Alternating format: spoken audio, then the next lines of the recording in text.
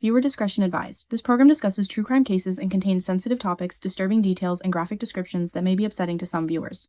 Flashing lights or visual effects may also appear. This content is presented for educational, documentary, and commentary purposes under fair use guidelines outlined in Section 107 of the Copyright Act of 1976. The man who murdered his family over a webcam model. In the quiet suburban community of Chuluota, Florida, on an ordinary winter morning in January 2019, 3 lives were discovered brutally ended inside a neatly kept family home. The victims were a mother, a father, and a son, all shot in the head. Nothing about the scene spoke to a random act of violence yet. The truth that emerged was more shocking than anything the small town had ever known. This is the story of Grant Tiernan Amato, a formerly promising young man driven by obsession, deception, and an online addiction that would culminate in a familicide that baffled law enforcement, horrified a community, and challenged our understanding of how far someone might go when detached from reality. Grant Tiernan Amato was born in Orlando, Florida, in the late 1980s, the son of Chad Amato, a clinical pharmacist, and Margaret Amato, a senior operations manager. Raised with his younger brother Cody and half-brother Jason, Grant's early life appeared stable, middle-class, supportive, and unremarkable, with an emphasis on family and educational success. In high school, Grant and Cody were close. They trained together on the weightlifting team and shared ambitions of professional careers in healthcare. Both enrolled in nursing school at the University of Central Florida, hoping to become nurse anesthetists. Cody succeeded and forged ahead. Grant faltered, dropping out, struggling with direction, and eventually finding work as a registered nurse at a local hospital. But beneath this outwardly normal life, something broke. Grant became increasingly isolated, driven by inner turmoil, depression, and feelings of inadequacy. Compounding this was a growing obsession with online relationships and digital fantasy worlds that began to pull him further away from reality and closer to a psychological spiral that would have deadly consequences. After losing his hospital job in mid-2018, amid allegations of improper drug administration and suspicion of deep mental distress, Grant's life destabilized. Hospital staff had discovered unused vials of a potent sedative in rooms under his watch.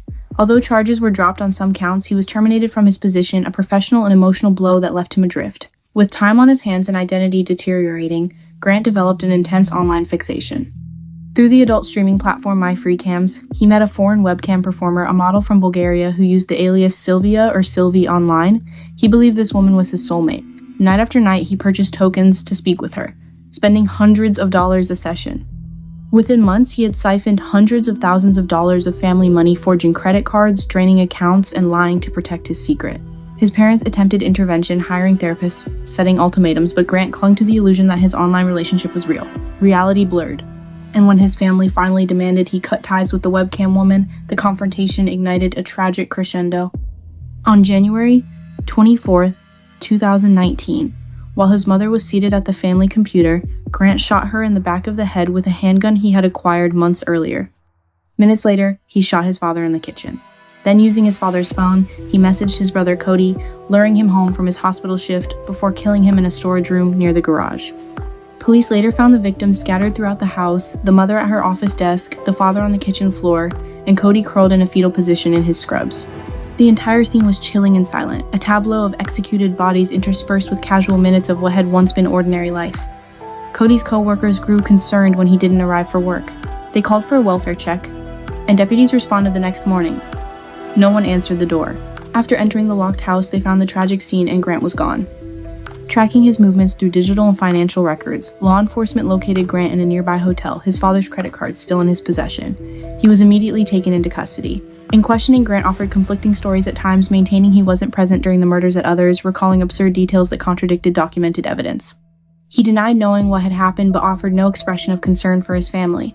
One documented moment recorded on video reveals Grant attempting to deflect blame and minimize responsibility, refusing to look investigators in the eye when asked about the fate of his parents and brother.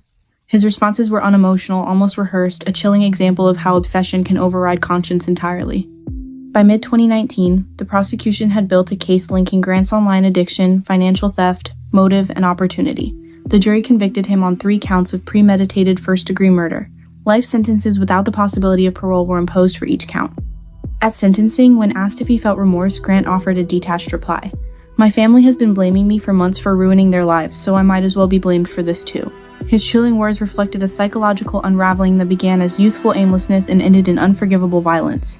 The catastrophic impact of digital obsession, blurred lines between fantasy and reality, and the psychological void that can grow within the human mind remains the haunting legacy of Grant Amato. This case is a stark reminder that behind every sensational headline lies real human tragedy: a mother, a father, a brother gone. And a son lost not just to his acts, but to the darkness that overtook him before the first shot was ever fired.